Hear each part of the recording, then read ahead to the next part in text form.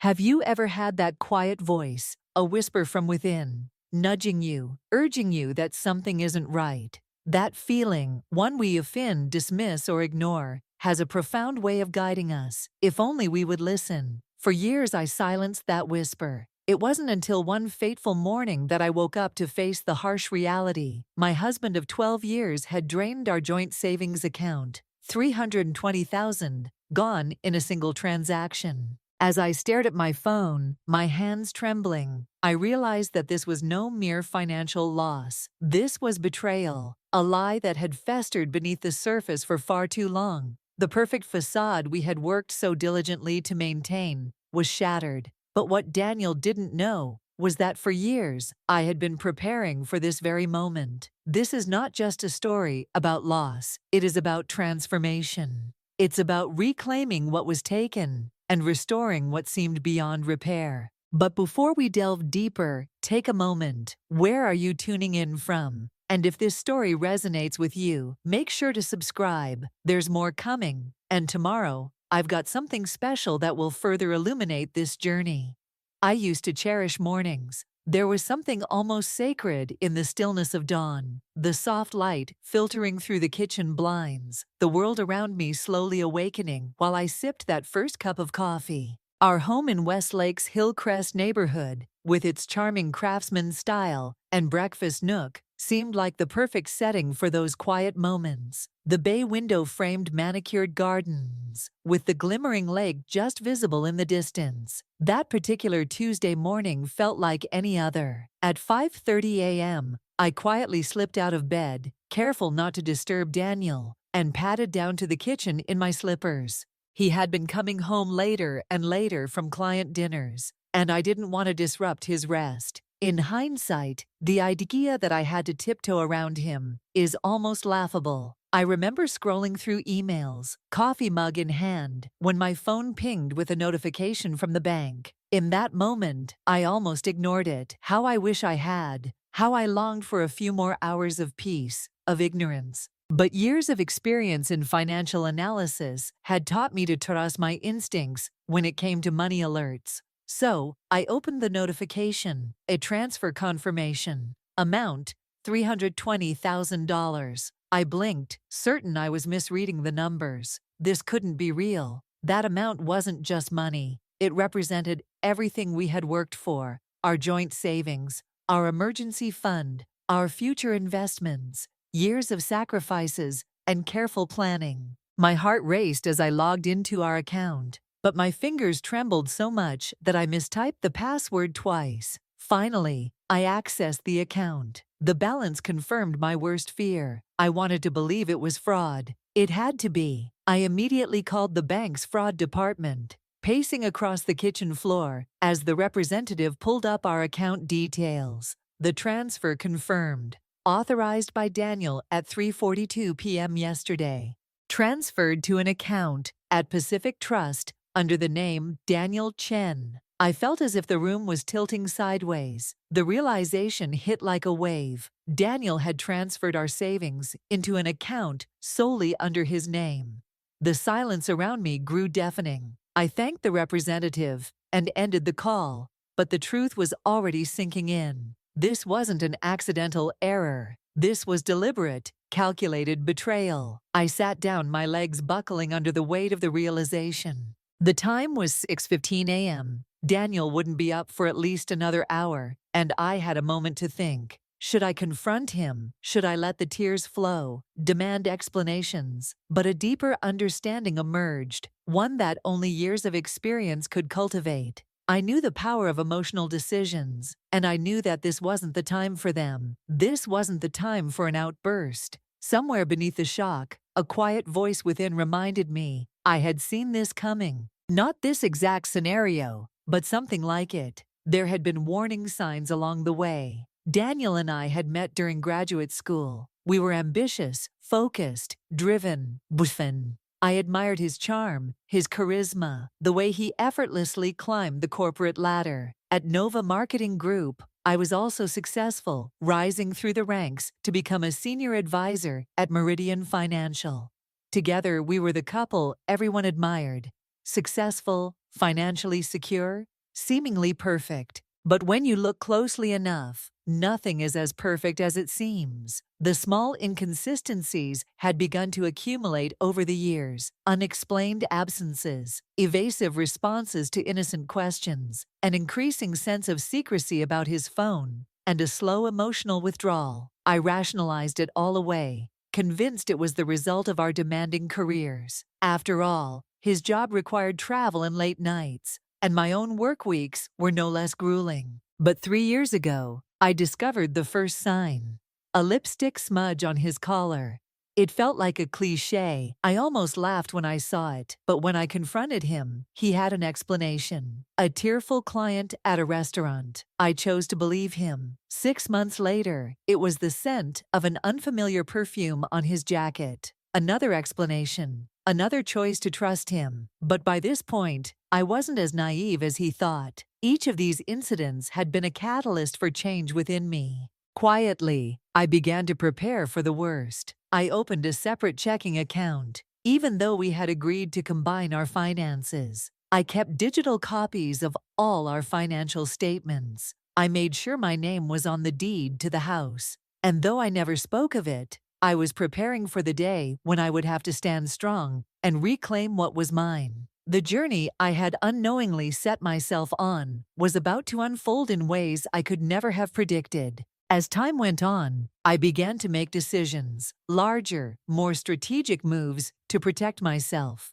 I opened a private savings account, securing my retirement funds independently from our joint plans. I quietly built a network of professional contacts outside our shared social circle, aware that our worlds were slowly becoming more divided. I didn't want to accept that my marriage was crumbling, but I also wasn't going to leave myself vulnerable if it fell apart. I learned the hard way that self-reliance is not a weakness, but rather an essential pillar of strength. So, when I sat in that kitchen, staring at the confirmation of my worst fears on my phone screen, I was surprised by the calm that washed over me. It wasn't panic or despair, it was something far deeper. I had prepared for this moment, not in the way I'd expected, but subconsciously, over the years. In the quiet spaces between the lies and the truth, I had created a foundation for myself, and now it was time to act on it. I heard movement upstairs. Daniel was awake.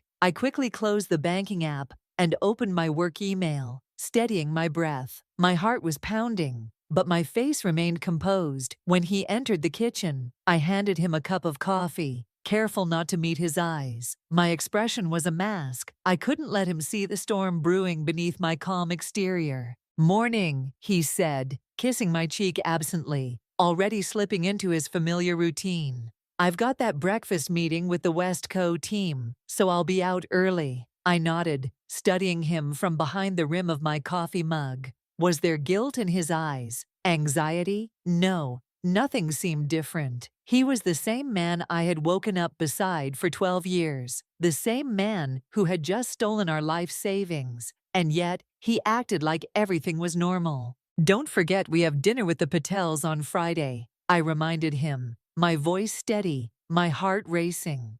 He frowned as he checked his watch. "I might need to reschedule," he said. "The Chicago campaign is hitting some snags, and I might need to fly out this weekend."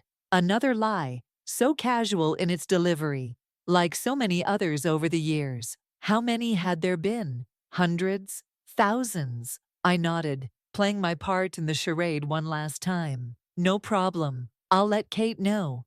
He gathered his things, gave me another distracted kiss, and headed for the door. I watched him leave, wondering if he had any inkling of what was about to unfold. As soon as his car pulled out of the driveway, I sprang into action. First, I called my office and took a personal day, something I had done perhaps 3 times in my entire career. Then I reached out to Rebecca Torres, my closest colleague and friend at Meridian. "Emily, everything okay?" she asked, sensing the urgency in my voice. "I need advice," I said, my voice finally breaking. "And I need discretion." "I'll meet you at Harborview Coffee in 20 minutes. She responded without hesitation. I made 2 more calls. The first was to Eleanor Wright, my former boss, who had retired from Meridian 2 years ago.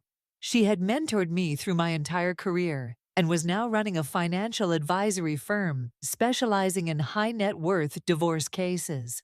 The second was to Jason Patel, a family law attorney, and while he wasn't taking new clients, he agreed to meet me the following day based on Rebecca's referral. Eleanor heard the urgency in my voice and cleared her schedule. Jason, though technically unavailable, made an exception. By the time I arrived at Harborview Coffee, I had compiled a list of every financial account, property, and asset Daniel and I shared, along with approximate values and the names attached to each. It was surprisingly easy. Financial organization had always been my domain in our marriage.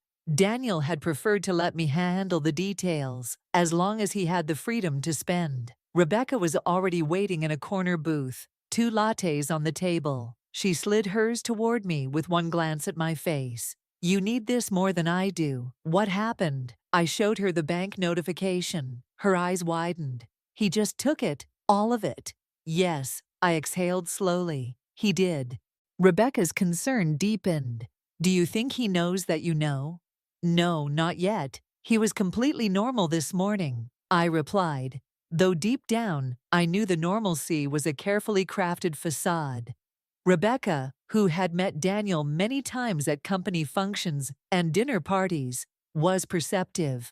She had always been politely reserved around him, and now I understood why. She had seen something I hadn't, or hadn't wanted to see.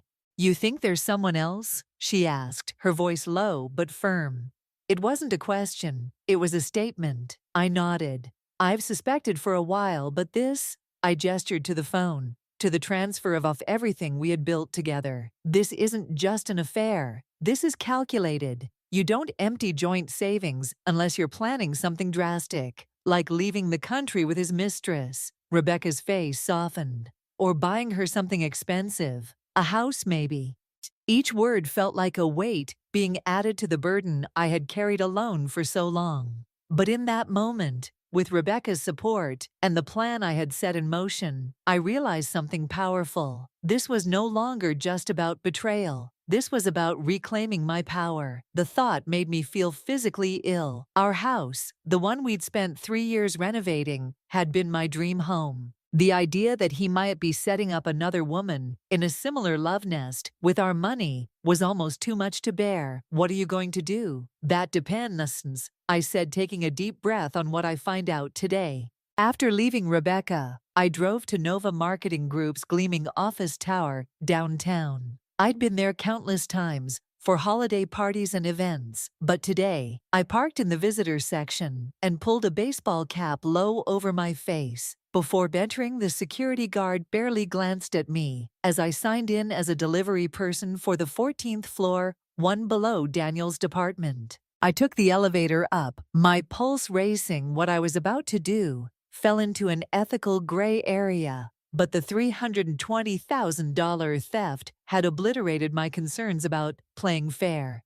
In the 15th floor ladies' room, I encountered exactly who I'd hoped to find: Janet Wheeler, Daniel's administrative assistant for the past 5 years. "Emily," she looked startled to see me. "Is everything okay? Daniel didn't mention you were coming by. Surprise visit." I smiled tightly. "Actually, Janet, I could use your help with something." Janet had always been friendly to me, occasionally sending birthday cards and remembering our anniversary when Daniel himself forgot.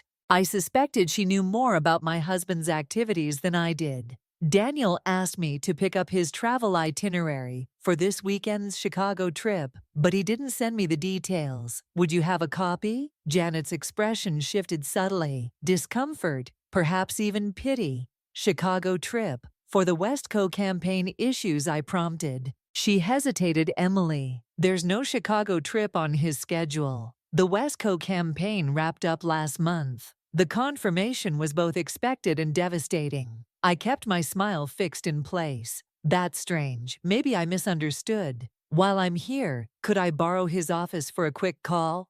My phone's about to die." Janet looked conflicted, but ultimately nodded. "He's in meetings off-site all day. Use my desk if you'd like. I'm heading to lunch now anyway." Perfect. Once Janet left, I slipped into Daniel's corner office. I had 20 minutes at most before someone might question my presence. The room was immaculate. Daniel had always been fastidiously organized in his work life. If nothing else, his computer was locked, but I didn't need it. Instead, I went straight to his credenza, slid open the bottom drawer, and felt along the back edge. Daniel was a creature of habit, and sure enough, taped to the back was a small key. He'd kept a spare house key hidden the same way in graduate school. The key opened his private filing cabinet. I quickly leafed through folders, snapping photos with my phone when I found anything relevant. Most were innocuous business documents, but in a folder marked personal investments, I struck gold statements for the Pacific Trust account. The bank representative had mentioned opened 6 months ago, with an initial deposit of $50,000. I photographed every page, my hands shaking with anger and vindication. The most recent statement showed a balance of $127,000 before today's massive transfer. He'd been siphoning money for months, but the real revelation came in a thin manila folder, at the very back unmarked, except for a small red in the corner. Inside was a rental agreement for a luxury apartment in River Point Towers, the exclusive building overlooking Westlake Harbor. Under the names Daniel Chen and Vanessa Mills, the monthly rent was $6,800, and according to the document they had taken occupancy 4 months ago. Vanessa Mills, my husband, had been living a double life with a woman named Vanessa Mills. I photographed the rental agreement, then carefully returned everything exactly as I'd found it. My heart was pounding so loudly, I was certain someone would hear it echoing down the hallway, but I forced myself to move methodically, leaving no trace of my investigation. Just as I locked the filing cabinet and returned the key to its hiding place, my phone buzzed with a text message from Daniel coming back to the office early. Need to pick up some files. You free for lunch? I froze, adrenaline surging. He never asked me to lunch on weekdays. Had Janet mentioned seeing me? Was he testing me? I texted back in meetings all day. Rain check. Then I slipped out of his office, nodded goodbye to the receptionist, and took the stairs down 2 flights before catching the elevator to the ground floor, terrified of running into him. It wasn't until I was safely in my car that I allowed myself to breathe. I had what I needed, proof of his deception and the name of the woman. He was apparently planning a future with using our money. Vanessa Mills. I pulled out my phone and searched the name along with Westlake. The results appeared immediately. Vanessa Mills, Dr. 31, owner of Pure Intention Yoga Studio in downtown Westlake. Her website featured a stunning woman with caramel-colored hair demonstrating a complex yoga pose. Her athletic body showcased in expensive active wear. According to her bio, she specialized in private instruction for discerning clients seeking physical and spiritual transformation. I stared at her image, searching for some sign of the moral bankruptcy that would allow her to accept stolen money to participate in destroying a 12-year marriage. But her face revealed nothing except serene confidence and the kind of beauty that came from both good genes and expensive maintenance. It took everything in me not to drive straight to her studio and confront her. The strategic part of my brain, the analyst who had built a career on cool assessment rather than emotional reaction, held me back. I needed more information before making my next move. I drove instead to our bank and spoke directly with the branch manager, Christopher Haynes. I'd had enough professional interactions with him over the years that he agreed to see me immediately. Mrs. Chen, I've reviewed the transaction myself, he said after I explained the situation. I understand your concern, but since Mr. Chen is a joint account holder, he has full legal rights to transfer funds without your signature or approval. There's nothing the bank can do to reverse the transaction. I understand that, I said carefully, but I'd like to remove his access to all my personal accounts immediately. Christopher's expression softened with something like sympathy. He'd been in banking long enough to recognize the signs of a marriage and crisis. Of course, we can do that right away. By the time I left the bank, Daniel had been removed from my personal checking account and credit cards, and I had opened a new savings account in my name, only transferring the modest emergency fund I'd been quietly building from my private online account. It wasn't much compared to what we'd lost, just $43,000. It was something, a foundation to build from. My phone had been buzzing periodically with texts from Daniel, each more concerned than the last. Just tried calling your office.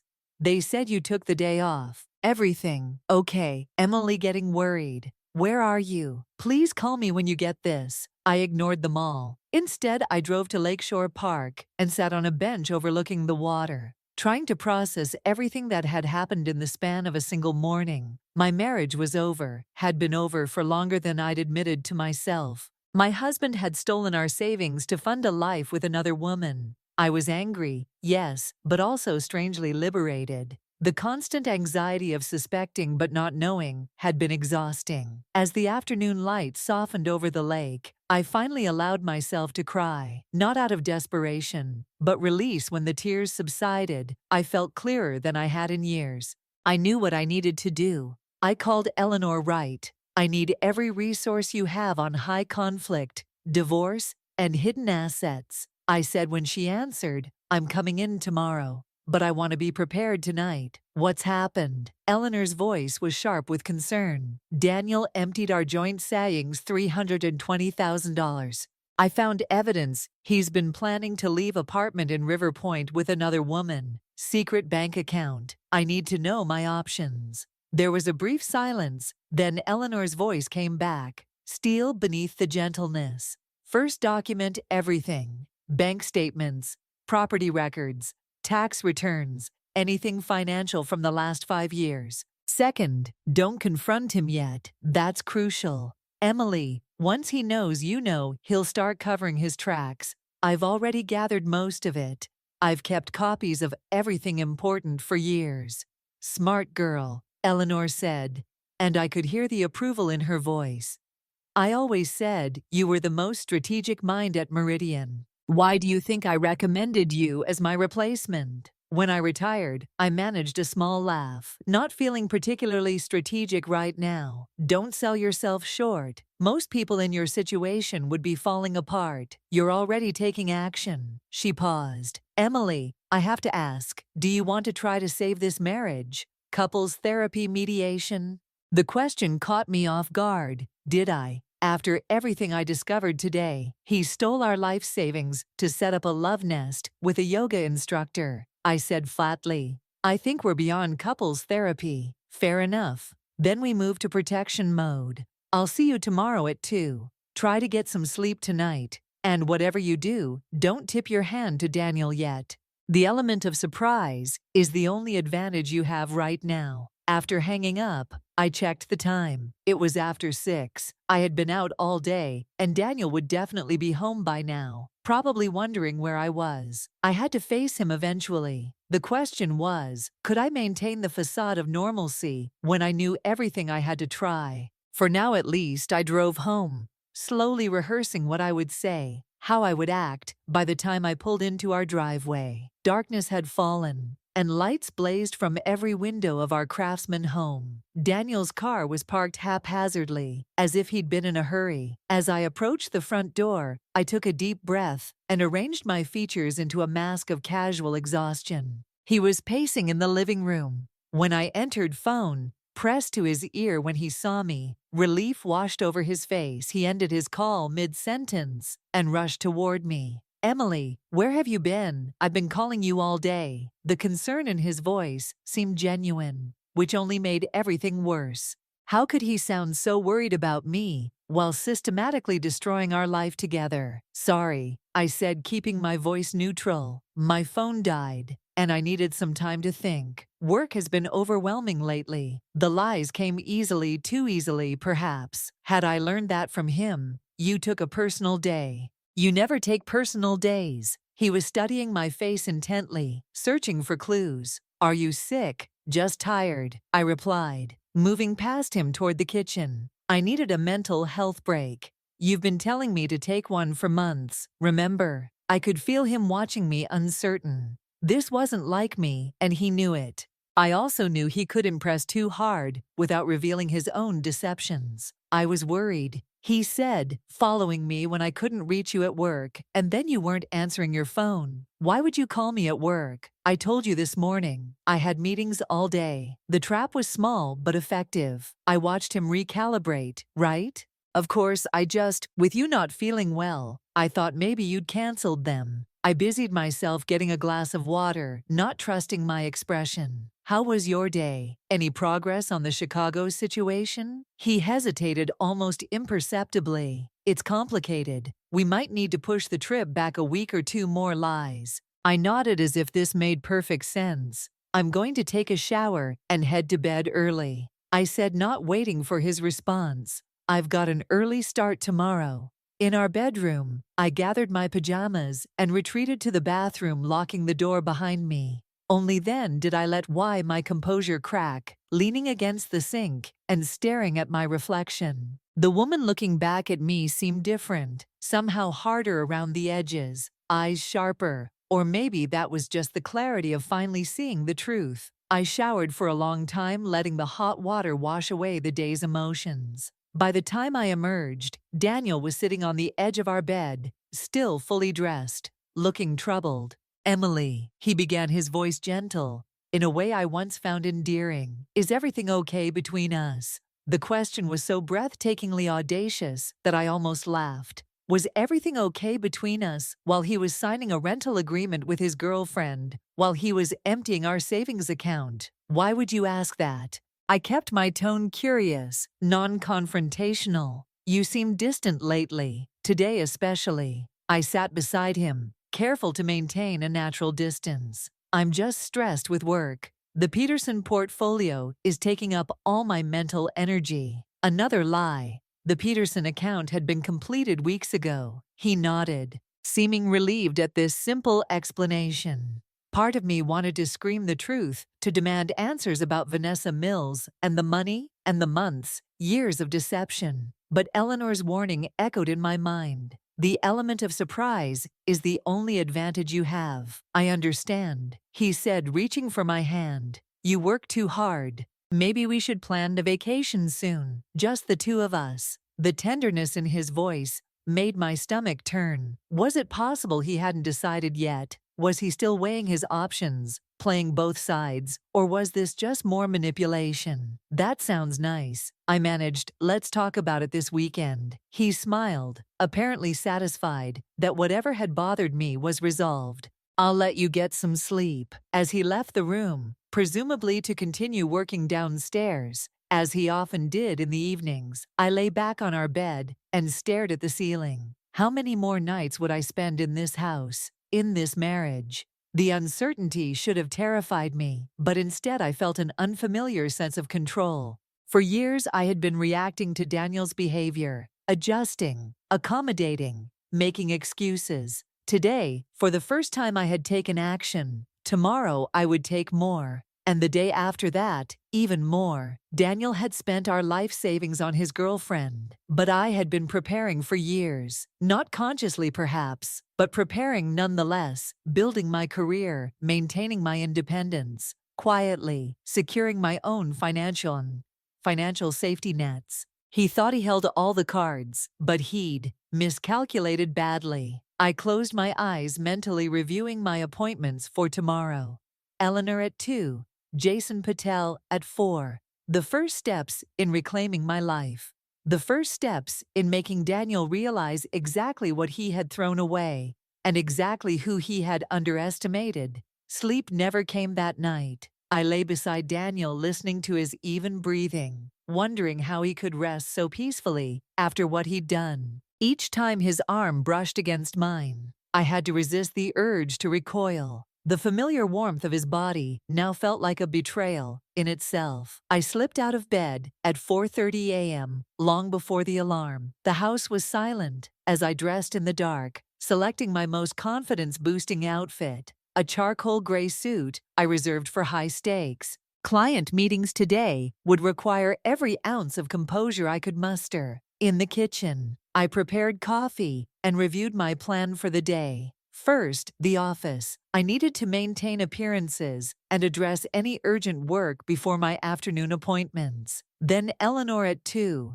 Jason Patel at 4. By evening, I would have a clearer picture of my options. Daniel found me there an hour later, already showered and dressed, typing emails at the kitchen island. "You're up early," he remarked, reaching past me for a coffee mug. His casual domesticity seemed obscene after what I now knew. "Big day," I replied without elaborating. "I'll be late tonight. Don't wait up." He looked surprised. I usually provided detailed schedules of my whereabouts, but nodded. "I have client dinners. Anyway, the Anderson campaign launch. Remember another lie." I wondered if he was meeting Vanessa, if they were celebrating their windfall. The thought made my stomach clench. Right? Have fun. I gathered my things before he could notice anything amiss in my expression at the door. He caught my arm gently. "Hey, are we okay?" The question hung between us, weighted with layers he couldn't possibly understand. I met his eyes, those familiar hazel eyes that had once made my heart race,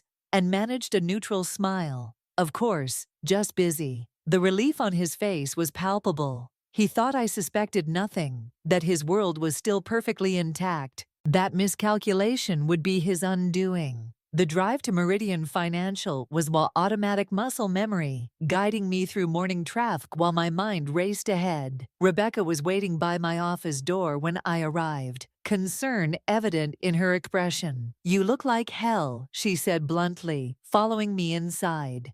"Thanks." I sat down my bag and collapsed into my chair. "I feel worse." She closed the door. "Did you confront him?" I shook my head. "Not yet. I need more information." First, I recounted yesterday's discoveries. Sen, the hidden apartment, Vanessa Mills, the Pacific Trust account. Rebecca let out a low whistle. "The apartment is what gets me." "That's not an impulsive mistake. That's calculated deception. 4 months of it." I agreed. "Maybe longer." She perched on the edge of my desk. "What's your next move?" "Meeting Eleanor and a divorce attorney today. I need to understand my legal position before I make any decisions." Rebecca nodded slowly. "Smart. What about work? Do you need coverage for anything?" I gestured to my computer. "Just the Anderson portfolio review. It's scheduled for next Wednesday, but I won't be in the headspace. To prepare, consider it handled. Take whatever time you need." Her loyalty meant more than she could know.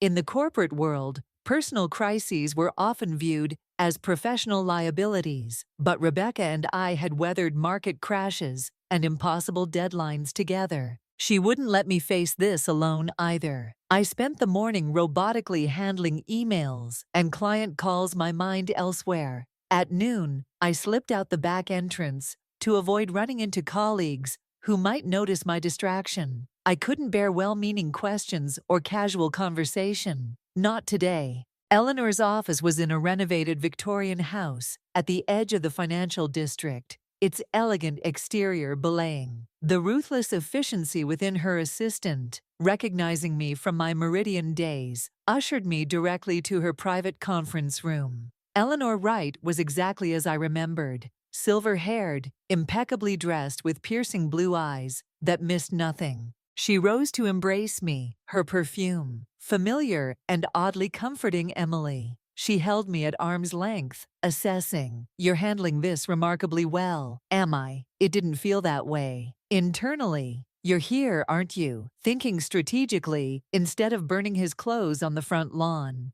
That startled a laugh from me.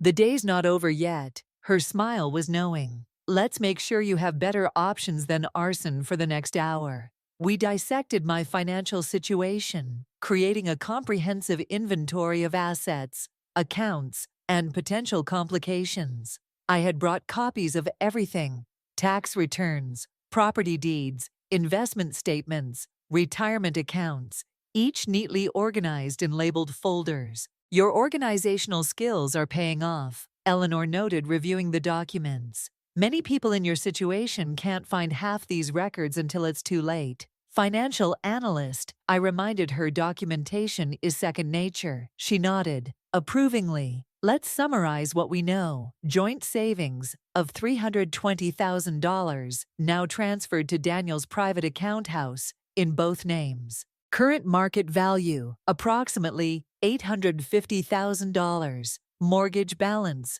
$420,000. Your retirement accounts total $295,000. His around $340,000. The cars, the art collection, miscellaneous assets. I estimate your marital estate at roughly $4 million, not counting the stolen funds, which I have no access to for now. Eleanor agreed, but transferring those funds doesn't make them disappear from the marital estate. In fact, it works against him. Judges don't look kindly on spouses who try to hide assets. She pulled out a yellow legal pad and began writing. You mentioned your private emergency fund, $43,000. Is Daniel aware of it? No. I opened the account 3 years ago, after finding evidence of his first affair. Eleanor looked up sharply. You suspected infidelity that long ago. Suspected, yes. Confirmed. No, it was just a lipstick stain. Easily explained away, but it was enough to make me cautious. This was before the yoga instructor. I shrugged. I don't know, maybe Vanessa is the only one. Maybe there have been others. The point is, I started protecting myself without confronting him. Eleanor observed. I wanted to believe his explanations. We had built a life together. The admission felt like weakness, but Eleanor nodded without judgment. That's common. But now that he's escalated to grand theft, your priorities have shifted completely. The word came out harder than I intended. Eleanor studied me for a long moment. Emily, I need to ask an important question. What outcome are you hoping for here? Do you want to maximize your financial settlement? Punish Daniel? Simply move on as quickly as possible. The question caught me off guard. In the whirlwind of discovery and investigation, I hadn't fully articulated my end goal. I paused considering I want what's fairly mine. I want him to face consequences for his actions, and I want to ensure he can never do this to me again. Fair, accountable, and final, Eleanor summarized. That's a clear framework to work with. She turned to a new page. Here's what you need to know about high-conflict divorce. In Westlake, we're in an equitable distribution state, which means marital assets are divided fairly, but not necessarily equally. Courts consider multiple factors: length of marriage, contributions of each spouse, future earning potential, and most relevantly, in your case, financial misconduct, the $320,000 transfer exactly.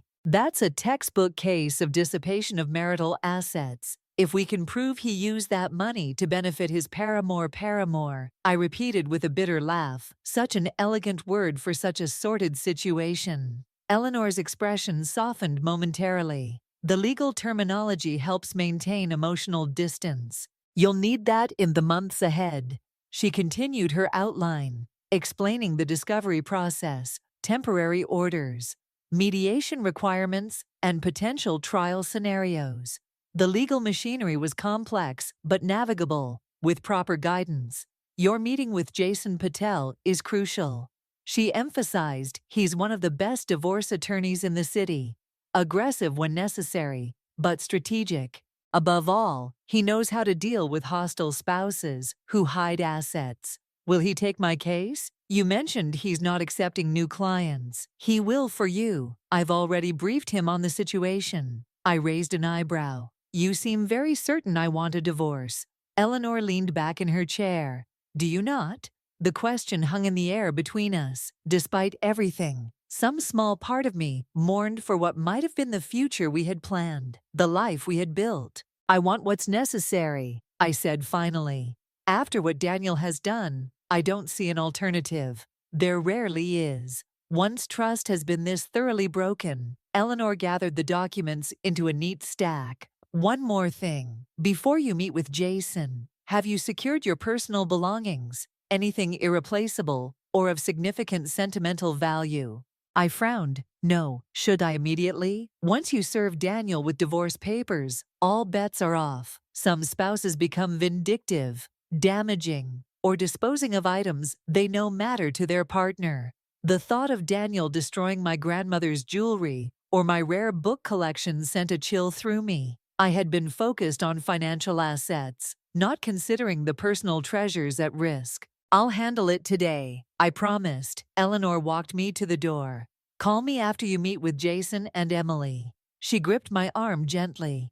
"Remember that feelings of grief, anger, even temporary paralysis are normal. Allow yourself to experience them, but don't let them drive your decisions." I nodded, grateful for her studying presence. "I won't." The walk to Jason Patel's office took just 10 minutes, the spring afternoon unusually warm. I found myself cataloging details with strange clarity. The cherry blossoms beginning to bloom in the courthouse park, a mother pushing twins in a stroller, an elderly couple holding hands on a bench, life continuing in its ordinary patterns while mine unraveled. Jason's office occupied the top floor of a sleek downtown building, its reception area designed to intimidate with stark modernist furniture, and awards displayed in illuminated cases. The message was clear: success at any cost. Jason himself was surprisingly warm in person, shorter than I expected, with quick, intelligent eyes, and an easy smile that suggested genuine concern rather than professional courtesy. "Emily, thank you for coming in." He ushered me into a conference room with floor-to-ceiling windows overlooking the city. "Eleanor has briefed me on your situation. I'm very sorry you're going through this." Unlike many platitudes I'd received in my life, his sympathy seemed authentic. I appreciated that he didn't minimize the gravity of what had happened. "Thank you for making time. I understand you're not taking new clients currently. For friends of Eleanor, I make exceptions." He settled into a chair across from me, and frankly, cases like yours interest me professionally. Financial concealment requires a particular approach. For the next hour, Jason guided me through the technical aspects of divorce proceedings with remarkable clarity where Eleanor had provided the big picture. Jason filled in practical details, jurisdictional requirements, filing procedures, service options, temporary relief motions. "Based on what you've told me, we have grounds for emergency orders," he explained. "The substantial transfer of funds creates a legitimate concern about dissipation of marital assets.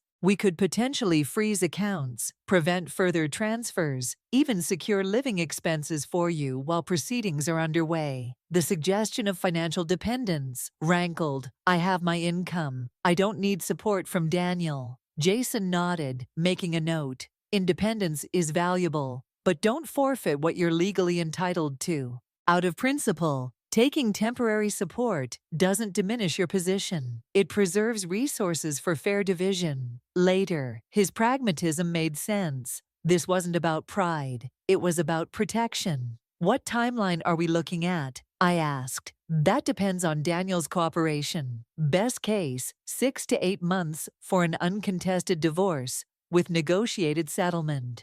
If he fights the process, conceals additional assets or disputes, valuation, we could be looking at 12 to 18 months. The prospect of a year-long legal battle exhausted me, and the cost. Jason didn't sugarcoat it. Significant. My retainer is $25,000, and high conflict cases typically range from $40,000 to $100,000 total, depending on complexity and level of hostility. The figures were staggering, but not unexpected. I had built my career helping clients navigate financial realities. Now I needed to apply that same clear-eyed assessment to my own situation. "I've prepared documentation of marital assets," I said, sliding a folder across the table. "But Daniel has already moved substantial funds.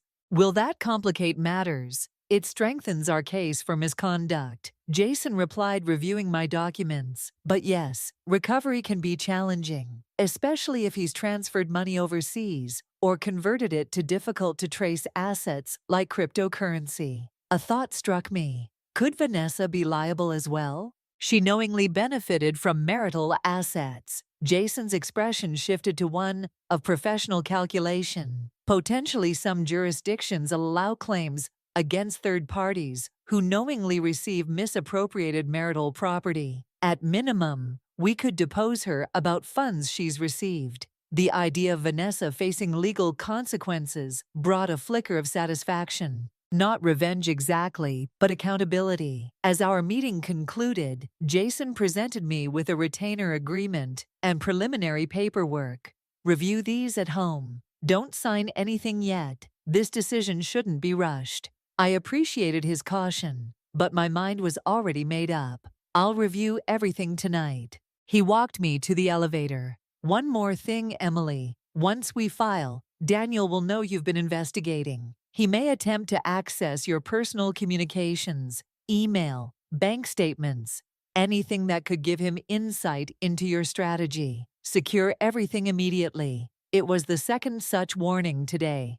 I'll change my passwords tonight. All of them. Jason emphasized email, banking, social media, cloud storage, anything he might know or guess. And consider using a different device, one he's never had access to. In the elevator, descending to the lobby, I leaned against the wall, suddenly overwhelmed by the practical implications of dismantling a shared life. New passwords, new devices, new bank accounts, new living arrangements. Each change of severing of connections built over bullshit years outside the afternoon had slipped into early evening. The spring air cooling as shadows lengthened between buildings. I checked my phone. 3 missed calls from Daniel. 2 text messages asking about dinner plans.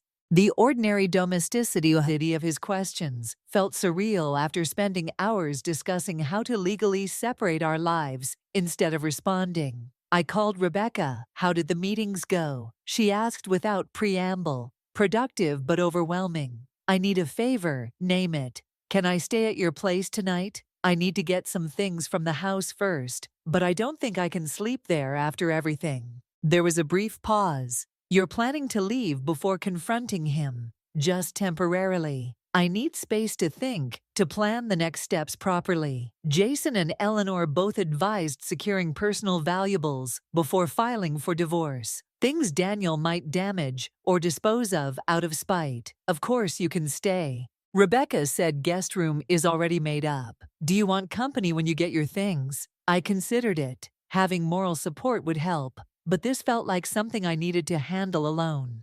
I'll be okay. He texted that he has dinner meetings, so the house should be empty. If you're sure, text me when you're on your way over. I'll have wine. Waiting. I smiled for what felt like the first time that day. You are a lifesaver. No, I'm a friend. There's a difference. After ending the call, I sat in my car for several minutes, gathering strength for what came next. The familiar drive home felt dreamlike streets and landmarks I'd passed thousands of times now, bearing a strange new significance. Artifacts of a life. I was preparing to leave behind. Our house looked exactly as it always did. Warm lights glowing behind craftsman windows, spring flowers blooming in carefully tended beds. I'd chosen those particular tulip bulbs last fall, planning for a future I now knew had already been compromised. The garage was empty. Daniel was indeed out, presumably with clients, or perhaps with Vanessa. I didn't allow myself to dwell on which. Instead, I moved with purpose, heading directly to our shared home office. The filing cabinet yielded what I expected: duplicates of financial records. I already had property documentation, insurance policies. I selected anything potentially useful and transferred it to my briefcase. Then I moved to the closet safe, a small fireproof box where we kept passports, birth certificates, and other essential documents. My grandmother's sapphire necklace was there, along with the pearl earrings Daniel had given me for our 10th anniversary. I placed them in a velvet pouch, then hesitated over his grandmother's wedding band given to me. When we married, a family heirloom, he'd insisted I should have. Ethically, it should return to his family. I set it aside. In the bedroom, I packed enough clothes for a week, selecting practical work attire and comfortable basics. This wasn't a permanent departure, not yet, but I needed distance to think clearly. I added my laptop chargers, medications, and toiletries to the growing pile. The last items were the hardest framed photographs from happier times, the handmade quilt from our bed books with marginalia in both our handwriting. These weren't valuable in any monetary sense, but they represented the life we'd built, the happiness we'd once shared. I selected a few that mattered most, knowing I couldn't take everything. As I carried the last bag to my car, my phone rang. Daniel's face appeared on the screen. I stared at it, heart pounding, then rejected the call. Seconds later, a text appeared. Running late meeting with Anderson team. Extended home by 9. Should I pick up dinner? The casual normalcy was jarring. I typed back, don't worry about it. Already ate the lie. Came easily. I made one final sweep of the house, ensuring I hadn't forgotten anything essential. Then locked the door behind me in the driveway. I paused, gazing back at the home we'd so carefully created. Would I ever return to live here? Or was this goodbye to more than just a building? The uncertainty pressed against my chest, threatening to overwhelm the composure I'd maintained all day. I forced myself to breathe deeply, to focus on the immediate task, getting to Rebecca's, planning my next steps, surviving this initial phase of discovery and decision. The drive to Rebecca's took 20 minutes, city lights blurring through unexpected tears. She was waiting at the door when I arrived, taking bags from my hands without comment, leading me inside with quiet efficiency. Her apartment was warm and inviting, modern furnishings softened by art and books, the opposite of the minimalist aesthetic.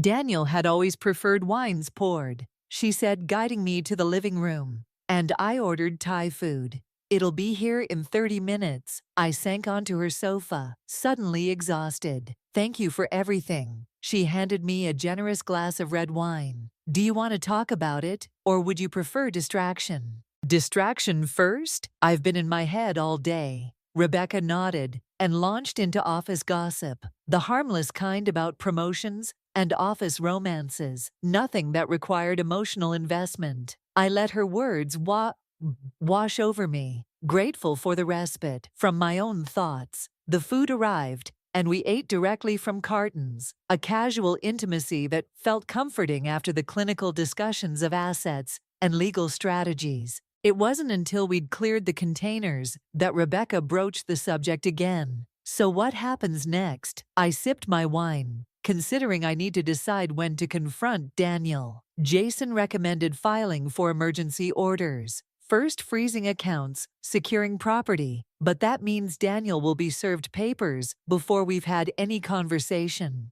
Is that a problem? He didn't exactly have a conversation with you before, stealing your life savings. True. I stared into my glass, but 12 years together deserves at least the courtesy of face-to-face communication, doesn't it? Even if it's just to say it's over. Rebecca's expression softened. That's your decency talking. Would he offer you the same courtesy? The question hung between us. Would he, the Daniel I thought I knew, the man I married? Certainly would have. But that man was a fiction, a carefully constructed facade, concealing someone capable of elaborate betrayal. Probably not, I admitted. I'm not making decisions based on his moral compass. I need to act according to my own. Rebecca nodded slowly. Fair enough, but promise me you won't let that decency put you at a disadvantage. Some people see kindness as weakness to exploit. I won't. I set down my glass with new resolve. But I need to look him in the eye when I end our marriage. I need to see his face when he realizes I know everything. When will you do that? I considered the question carefully. Tomorrow I'll meet with Jason in the morning to sign the retainer agreement and prepare the emergency motions. Then I'll confront Daniel tomorrow evening, after the legal wheels are already in motion. Do you want me there for support or as a witness? Her loyalty. Note, this needs to be between us, but I'll have my phone recording everything, just in case Rebecca squeezed my hand. Whatever happens, I'm here. And for what it's worth, I think you're handling this with remarkable grace. I don't feel graceful, I admitted. I feel like I'm operating on autopilot, making decisions because they need to be made, not because I'm emotionally ready for any of this. That's not autopilot. That's strength. Anyone can function when life is easy. True character shows when everything falls apart. I leaned back against the sofa cushions, letting her words sink in. Perhaps she was right. Perhaps this mechanical forward movement wasn't detachment, but resilience. I had built a career on careful analysis and strategic planning. Now those same skills were helping me navigate personal catastrophe. I should check my email, I said, reaching for my laptop. I haven't looked at work messages since this morning. It can wait until tomorrow, Rebecca protested. You've dealt with enough today. But routine felt comforting, a small reclaiming of normalcy. I opened my inbox, scanning through client messages and internal memos. Nothing urgent, nothing that couldn't wait until a name caught my eye. Vanessa Mills, subject line meeting request. My hand froze over the trackpad. Rebecca, I said quietly. She emailed me. Rebecca was beside me instantly. The girlfriend. How did she get your work email? It's on the company website. I stared at the unopened message, heart pounding. Why would she contact me directly? Maybe she doesn't know. You know about her. Or maybe she's trying to determine how much I know. I clicked open the message. Rebecca, reading over my shoulder, Ms. Chen. I hope this email finds you well. My name is Vanessa Mills, owner of Pure Intention Yoga Studio. I'm reaching out because your husband, Danielle, suggested I contact you regarding potential financial advisory services for my business. He speaks very highly of your professional expertise and mentioned you might be willing to offer guidance on investment strategies for a growing small business. If you're accepting new clients, I would appreciate the opportunity to discuss how your services might benefit Pure Intention. I'm available at your convenience for an initial consultation. Warm regards, Vanessa Mills. We stared at the screen in stunned silence. The audacity was breathtaking. Contacting me professionally while carrying on an affair with my husband, potentially funded by our stolen savings. Is she serious? Rebecca finally whispered. This has to be some kind of test. I read the message again, analyzing every word it might be. Or Daniel might be using her to fish for information, to see if I suspect anything. Or Rebecca suggested. He's so arrogant, he thinks he can compartmentalize completely, keeping his affair separate from professionally, connecting his wife and girlfriend. The third option seemed most plausible. Daniel had always excelled at mental compartmentalization, keeping work separate from home friends, separate from family emotions, separate from decisions. It was what made him successful in marketing, and apparently in deception as well. What are you going to do? Rebecca asked. Ignore it. I considered my options. Ignoring the email would be easiest emotionally, but might signal awareness or suspicion. Responding professionally would maintain my cover until I was ready to act. Confronting Vanessa directly would be satisfying, but strategically unsound. I'm going to answer it. I decided briefly, professionally, as if she's any potential client. It buys me time and maintains the illusion that I suspect nothing. Rebecca looked uncertain. Are you sure you can be that convincing? I've been convincing enough to make it through dinner with Daniel tonight. If necessary, I can certainly manage a short email. I composed a response. Ms. Mills, thank you for your interest in financial advisory services. Due to current client commitments, I'm not accepting new accounts at this time. However, I'd be happy to refer you to several colleagues at Meridian who specialize in small business investment strategies. Please let me know if you'd like these referrals, and I'll connect you appropriately. Regards, Emily Chen, CFP, Senior Financial Advisor, Meridian Financial Group. I showed the draft to Rebecca. Perfect, she said. Professional appropriate, but creates no opening for further contact. I sent the email, then closed my laptop, feeling strangely energized by the exchange. There was something clarifying about seeing Vanessa's name in my inbox, about having concrete evidence of her existence beyond photographs and rental agreements. You know what this means, don't you? Rebecca said she's not some fling.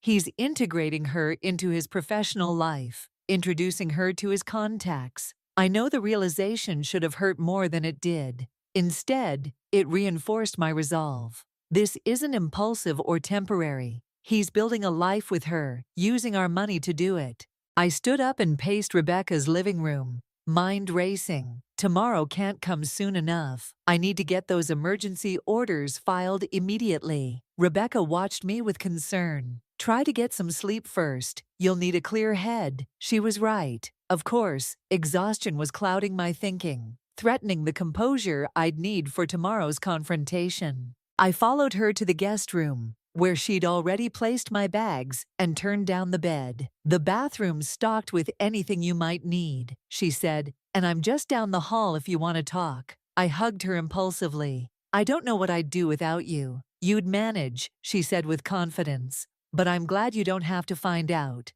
After she left, I went through the motions of preparing for bed, washing my face, brushing my teeth, changing into pajamas. Each ordinary action felt somehow significant, markers of the last night of my marriage as I had known it. Tomorrow, everything would change, irreversibly. I lay awake in Rebecca's guest room, staring at shadows on the ceiling, mentally rehearsing what I would say to Daniel. Should I lead with what I knew about Vanessa or the missing money? Should I be cold and factual, or let him see the pain he'd caused? Each approach had merits and risks. My phone buzzed on the nightstand. Another text from Daniel. "Are you coming home tonight?" Getting worried. The concern seemed genuine, which only deepened the absurdity of the situation. How could he possibly believe our marriage was intact while living a double life? What psychological gymnastics allowed him to text his wife while funding an apartment for his girlfriend? I didn't reply. Let him worry. Let him wonder. Tomorrow he would have answers enough, and questions he hadn't thought to ask. Sleep eventually came in fitful bursts, dreams fragmented with images of empty bank accounts and unfamiliar apartments. I woke before dawn, momentarily disoriented, in Rebecca's guest room. Before reality settled back into place, I showered and dressed with deliberate care, selecting a navy suit that projected confidence and authority. Today, I would reclaim my financial security, confront my husband's betrayal, and begin the process of rebuilding my life. The path forward wasn't clear yet, but the first steps were: meet with Jason, file the emergency motions, prepare for confrontation. Rebecca was already in the kitchen when I emerged. Coffee brewed and breakfast laid out. "You look ready for battle," she observed, handing me a steaming mug. I managed a small smile, in a way I am, as I sipped my coffee, watching morning light spill across Rebecca's kitchen counters. A strange calm settled over me. Yesterday had been about discovery, painful, disorienting revelations that had shaken my world. Today would be about decisions, clear strategic choices that would shape what came next. Daniel had spent our life savings on his girlfriend, believing I would never discover his betrayal or find the strength to confront it. But I had been preparing for years without even realizing it, building my career, maintaining my independence, creating safety nets he knew nothing about. Now, it was time to use them. Jason's office was already bustling when I arrived at 8:30. Paralegals moving with purpose between conference rooms, phones ringing persistently in the background. The energy felt appropriate for what lay ahead, a day of decisive action. Jason met me in the same sleek conference room as yesterday, but today his demeanor was different. The sympathetic counselor had transformed into a strategic litigator, prepared for battle. "I've drafted the emergency motions," he said, sliding a thick folder across the polished table. "Temporary restraining orders for all financial accounts, prohibition against disposing of marital assets, exclusive use of the marital residence for you, and preliminary financial disclosure requirements." I leafed through the documents, recognizing legal language from yesterday's discussions, but now formalized into court filings with my name at the top. Emily Chen v. Daniel Chen. The stark opposition of our names on official documents made this more real than any discovery or conversation had. "Once I sign these, what happens?" I asked, pen hovering over the signature line. "My team files immediately with the county court. A judge typically reviews emergency motions within 24 hours if granted, and given the substantial transfer of funds, I believe they will be. Daniel will be served with both the divorce petition and the temporary orders. Oh, how quickly will he be served? We can request expedited service most likely by tomorrow afternoon, possibly sooner. I nodded slowly, calculating timelines that gave me tonight to confront Daniel personally, to see his face. When I told him I knew everything before legal machinery took over the process and the funds. He's already transferred. Jason's expression grew more serious. That's complicated. The temporary orders prevent further dissipation, but recovering what's already gone requires additional steps. We'll file for comprehensive financial disclosure, depose Daniel about the transfers, and potentially subpoena bank records for the account you identified. And if he's already spent it or transferred it somewhere else, then we trace it. Money, leaves, fingerprints, Emily. Especially large sums. If he's purchased property, vehicles, investments, anything will find it, and petition for offset in the final settlement. I signed each document methodically, feeling a strange mixture of dread and relief with each signature. These papers would dismantle my marriage, but they would also protect what remained of my financial security. As I signed the final page, Jason's assistant entered with a sealed envelope. This just arrived by courier for Ms. Chen. They were quite insistent it'd be delivered immediately. The envelope bore the Meridian Financial logo. Inside was a single sheet of company letterhead with a handwritten note from Eleanor. Emily, call me immediately. New information about Pacific Trust funds. Critical timing issues. Ew. I showed the note to Jason, who immediately pushed his phone toward me. Use my private line. Eleanor answered on the first ring. Emily, good. You got my message. Where are you? Jason's office. What's happened? One of my banking contacts flagged unusual activity on the Pacific Trust account. You identified there was a withdrawal of $295,000 yesterday afternoon. Almost the entire balance. My stomach dropped. Wire transfer cashier's checks, 3 of them each just under $100,000. The implications were clear. Daniel was moving money again, converting it to less traceable forms. The timing couldn't be coincidence. Something had spooked him. Could he know I'm investigating? I asked, mind racing through possibilities possible. Though my contact says the withdrawal was scheduled last week, it might be the next phase of whatever he's planning. I relayed the information to Jason, who was already making notes. This changes our approach, he said grimly. Cashier's checks are more difficult to trace than electronic transfers, but not impossible. We need to update the emergency motions to specifically address these instruments. While Jason revised the legal documents, I called the bank directly. Christopher Haynes, the branch manager I'd spoken with yesterday, confirmed Eleanor's information. The withdrawal was processed by our central branch. He explained 3 cashier's checks made payable to Shoreline Development Partners, LLC. Scribbled the name and asked Christopher to send any available documentation on the transaction to Jason's office. When I ended the call, Jason was already searching the business entity database on his computer. Shoreline Development Partners, LLC. He read registered 6 months ago.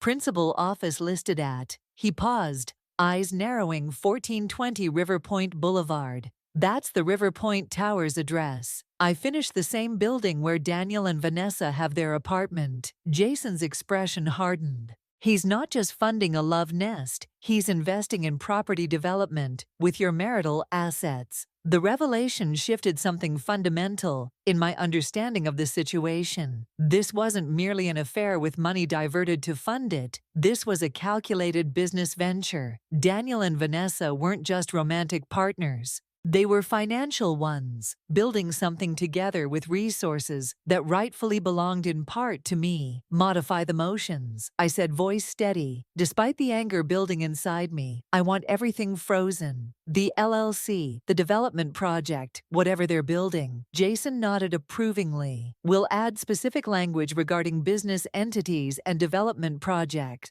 But Emily, he hesitated. This level of financial entanglement suggests advanced planning 6 months ago would be around when the LLC was formed. This affair has likely been going on longer than you initially thought. The timeline clicked into place with awful clarity. The apartment lease signed 4 months ago. The LLC formed 6 months ago. The first major transfers to the Pacific Trust account. Beginning 7 months ago, Daniel had been systematically extracting himself from our marriage financially, if not yet legally, for over half a year. I need to confront him tonight. I said the words emerging with unexpected force.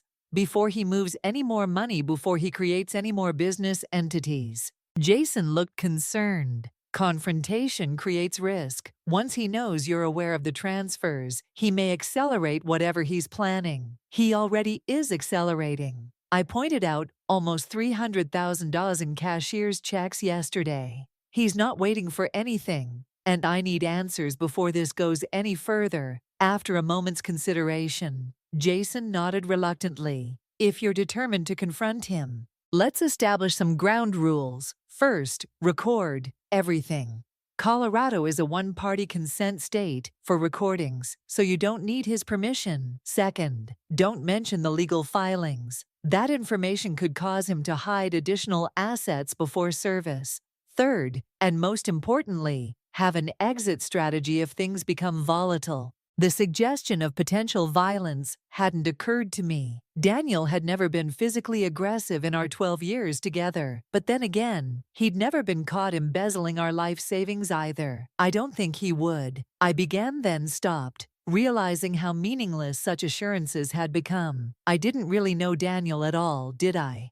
Jason seemed to read my thoughts. People become unpredictable when cornered. Not suggesting he's dangerous, just advocating caution. I agreed to his conditions and spent the next hour revising the emergency motions with his team, adding specific language about the LLC and cashier's checks. By noon, the updated documents were filed with the court, and I emerged from Jason's office into bright spring sunshine that seemed incongruous with my emotional state. Rebecca called as I walked to my car. How did it go with Jason? I summarized the morning's developments, the legal filings, the discovery of the cashier's checks, the shoreline development connection. So he's not just sleeping with her, Rebecca said slowly. They're business partners apparently. And you're still planning to confront him tonight? Yes. I need to know how deep this goes, Rebecca. I need to hear it from him directly. She was quiet for a moment. Will you come back to my place afterward? I don't think you should be alone regardless of how it goes. The offer was tempting, but I shook my head even though she couldn't see me. I might need to stay at the house, depending on what happens, but I promise to call you immediately after. I'll be waiting up, no matter how. Late back at Meridian, I found it impossible to focus on client portfolios or market analysis. My mind kept circling back to Daniel and Vanessa, to cashier's checks and limited liability companies, to the elaborate deception that had been unfolding right under my nose for months. At 3 o'clock, I gave up the pretense of working and left early, driving aimlessly through the city, while formulating what I would say to Daniel. Should I lead with what I knew about Vanessa or the financial transfers? Should I present evidence immediately or give him the opportunity to lie first? Eventually, I found myself at Lakeshore Park, again, drawn to its tranquility as my internal chaos mounted. The afternoon sun cast long shadows across the water. As I walked along the path, rehearsing confrontations in my head that ranged from icy composure to righteous fury, by 6 o'clock, I had settled on an approach direct but controlled, revealing my knowledge gradually rather than all at once. I wanted to see how much Daniel would admit unprompted, how many lies he would tell before realizing the game was up. I drove home with my heart pounding so loudly I could feel it in my fingertips. Daniel's car was already in the driveway, an unusual occurrence for a weeknight. Typically, he didn't arrive until after 7, citing client meetings or work commitments. The house smelled of cooking. When I entered, another anomaly. Daniel rarely prepared meals, claiming limited culinary skills, despite my attempts to teach him basic recipes. He appeared in the kitchen doorway, wine, glass in hand, smile.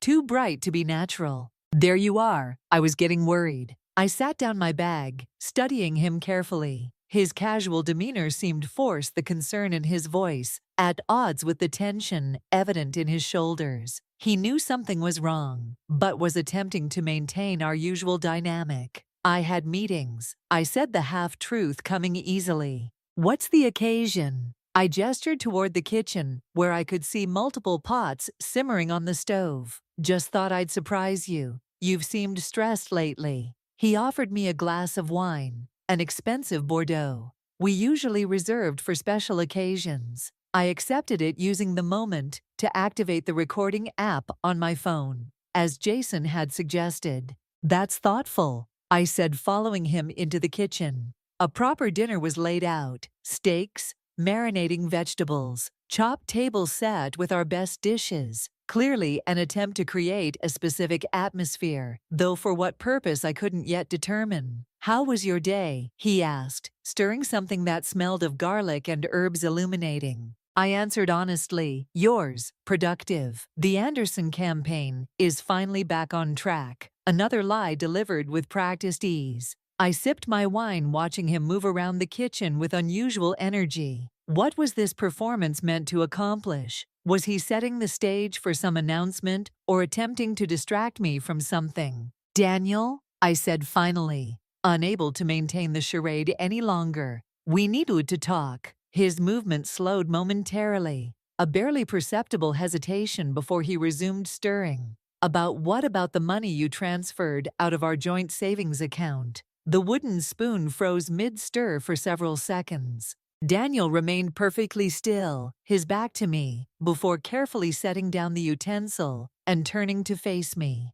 His expression cycled rapidly through surprise, calculation, and then concern. "What transfer?" he asked, voice steady but eyes wary. I took another sip of wine, maintaining eye contact. "The $320,000 you moved from our joint savings to your private account at Pacific Trust." His face registered genuine shock, not at the transfer itself. He knew exactly what he'd done, but at my knowledge of it. He recovered quickly, expression shifting to something conciliatory, almost regretful. "Emily, I was going to tell you about that. It's a temporary reallocation for a time-sensitive investment opportunity. The returns will benefit both of us." The smooth explanation might have been convincing if I hadn't seen the LLC documents, if I hadn't found the apartment lease with Vanessa's name alongside his. "Which investment opportunity?" I pressed. "Shoreline Development Partners."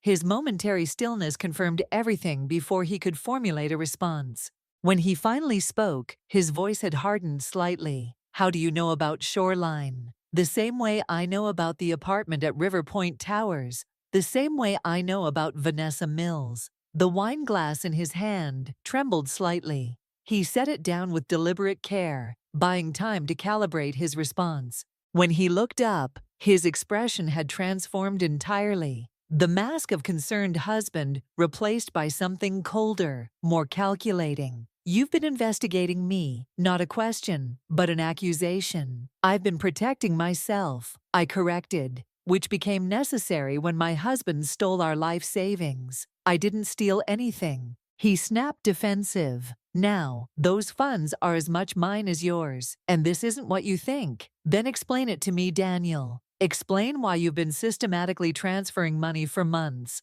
Explain the luxury apartment lease with another woman's name on it. Explain the cashier's checks to an LLC, registered at the same address."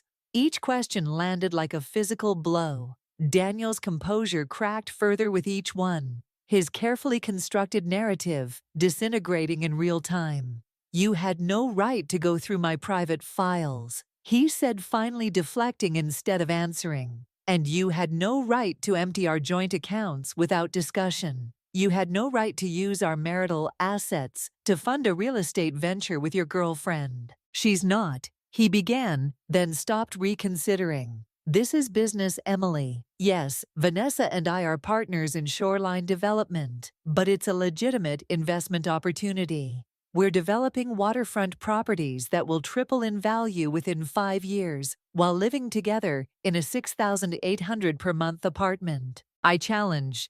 That's quite a business expense. His jaw tightened. Our personal relationship is separate from the business arrangement, but both are funded with our marital assets. I pointed out assets that legally belong to both of us, regardless of whose name is on the account. Daniel ran a hand through his hair. Frustration evident. You're making this into something sordid when it's just business strategy. I didn't tell you because you're risk-averse. You would have objected to the capital commitment without understanding the potential returns. The condescension in his tone ignited something fiery within me. Don't insult my intelligence. I'm a financial analyst with 16 years of experience. If this were truly a sound investment opportunity, you would have presented it professionally, projections, and risk assessments. Instead, you drained our account secretly and established a hidden life with another woman. It wasn't like that, he insisted, but the defense sounded hollow even to him. Then, what was it like, Daniel? Help me understand how my husband of 12 years, decided that embezzlement and deception were acceptable business practices. He flinched at embezzlement, a flash of genuine alarm crossing his features. That's an extreme characterization.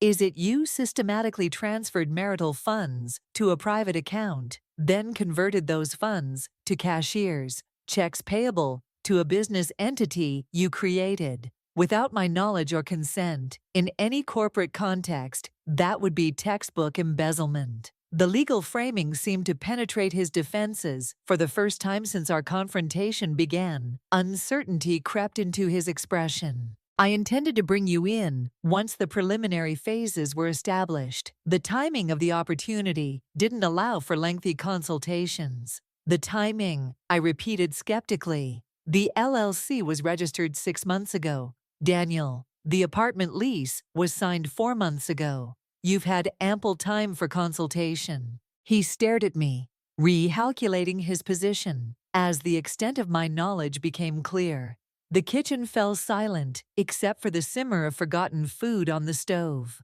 The elaborate dinner he'd planned now seemed absurd against the backdrop of our disintegrating marriage. What do you want? He asked. Finally, voice hollow. The question caught me off guard. What did I want? Restoration of the funds, dissolution of his business, partnership with Vanessa, a time machine to undo the betrayal. I want the truth. I said all of it. How long has this been going on? How much money have you diverted? What exactly are you building with Vanessa? Daniel leaned against the counter, shoulders slumping slightly, whether from genuine remorse or simply the fatigue of maintaining his deception. I couldn't tell. Vanessa and I met at a marketing event for her yoga studio 14 months ago. He began, each word measured. The business partnership developed first. She had connections to waterfront property owners willing to sell below market value. I had marketing expertise and capital access. Shoreline development was the logical outcome,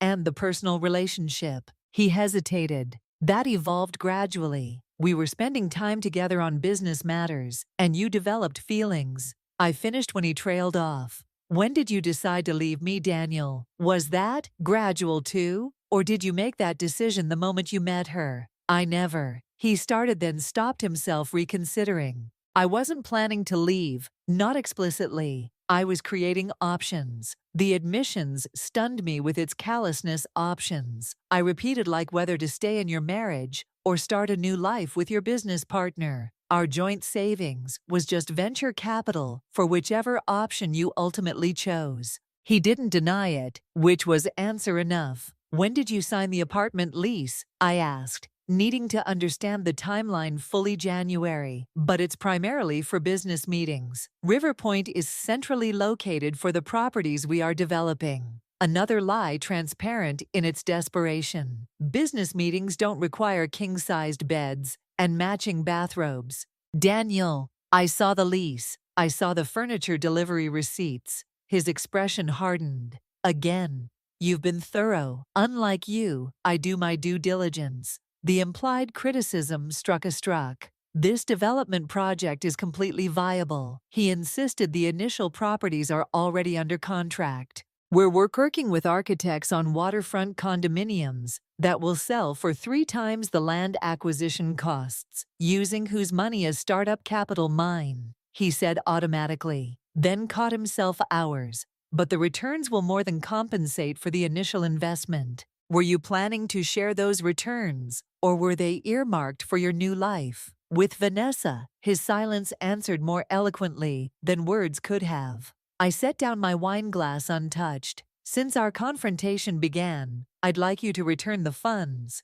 You transferred all of them, Daniel laughed. A short, harsh sound without humor. It's not that simple. The money's already allocated. Property purchases, architect retainers, permits, marketing materials. The project is in motion. Then allocate it, I said flatly. Sell the properties, cancel the contracts, liquidate whatever you've acquired. With our savings, that's not possible. We'd lose everything. All the initial investment, plus the projected returns. You should have considered that before stealing from our joint accounts. His expression darkened. I didn't steal anything. Those funds were as much mine as yours. Then you should have discussed their use with me, your financial partner of 12 years, instead of unilaterally deciding to invest them in a venture with your girlfriend. We stared at each other across the kitchen island. The remains of his elaborate dinner set up between us. A tableau of domestic harmony, now revealed as mere stage dressing. What happens now? He asked, voice unexpectedly vulnerable.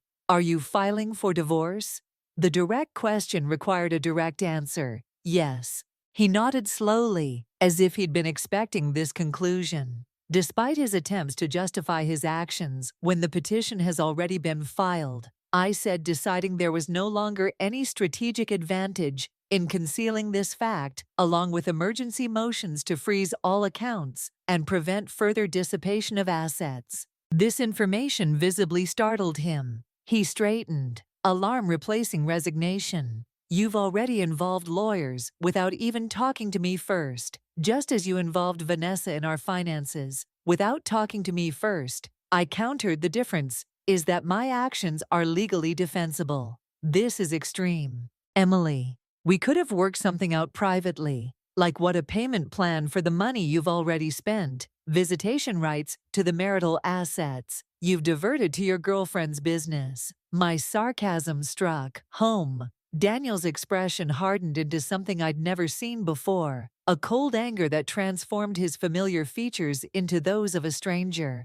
You have no idea what you've done, he said quietly. The legal fees alone will consume whatever assets remain. No one wins in a contested divorce. This became contested the moment you decided our life savings would be better invested in shoreline development than in our shared future. He shook his head, a gesture of frustration rather than denial. You're making a mistake. The development project is viable, more than viable. It could double or triple your investment if you'd just be patient. My investment, I repeated, emphasizing the pronoun, so you acknowledge the funds rightfully belong to both of us.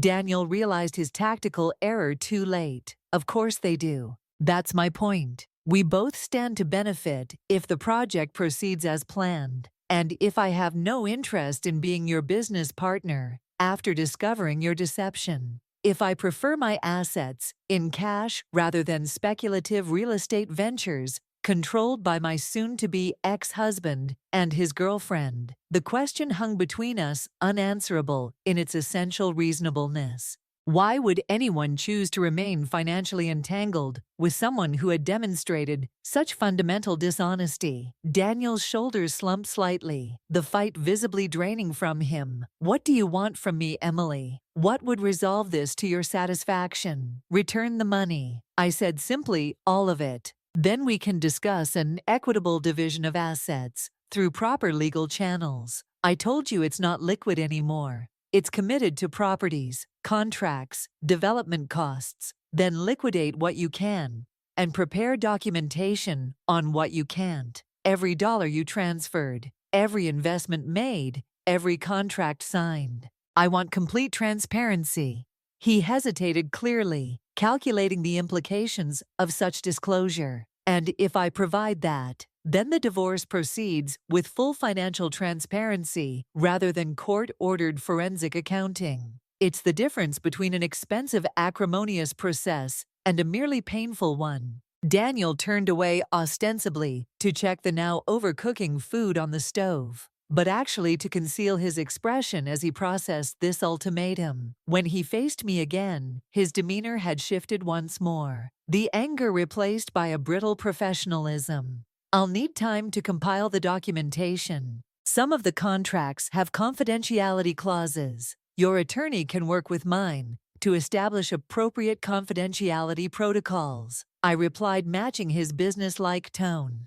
But I expect preliminary documentation within 48 hours. And Vanessa, what about her? She's a partner in Shoreline, not just. He trailed off, apparently unwilling to define their relationship in my presence. Vanessa's involvement will need to be clarified as part of the financial disclosure. If she's contributed personal funds distinct from our marital assets, those contributions will be respected in any settlement. The clinical discussion of his affair in financial terms seemed to unsettle Daniel more than any emotional confrontation could have. He had prepared for tears, recriminations, perhaps even reconciliation attempts, but not for this cool, analytical dismantling of his carefully constructed double life. "Where does this leave us personally?" he asked, finally, an unexpected vulnerability in his voice. The question pierced through my protective armor of professional detachment. Where did it leave us? Two strangers standing in a kitchen filled with the aroma of a dinner neither of us would eat, discussing the clinical dissolution of 12 years together. "That depends on you,"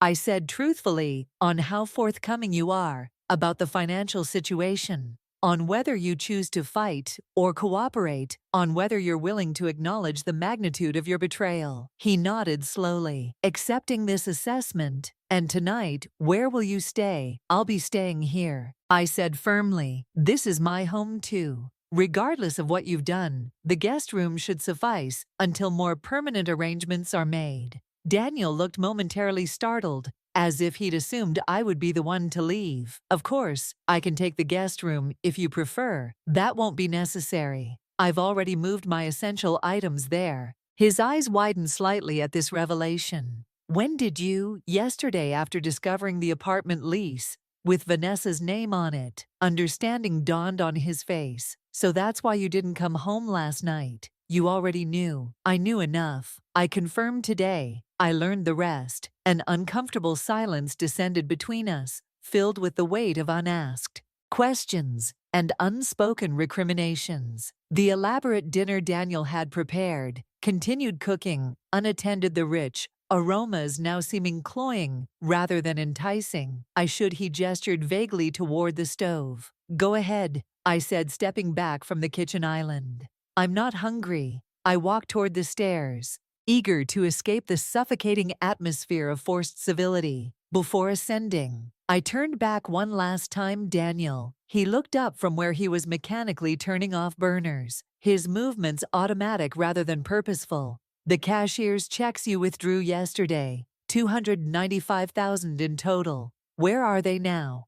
The question clearly caught him off guard. He hesitated, weighing his response in my desk drawer. He admitted finally, "They haven't been delivered to Shoreline yet. I'd like you to return them to the bank tomorrow. Have them redeposited into our joint account." His expression tightened. "Emily, those funds are earmarked for specific property acquisitions.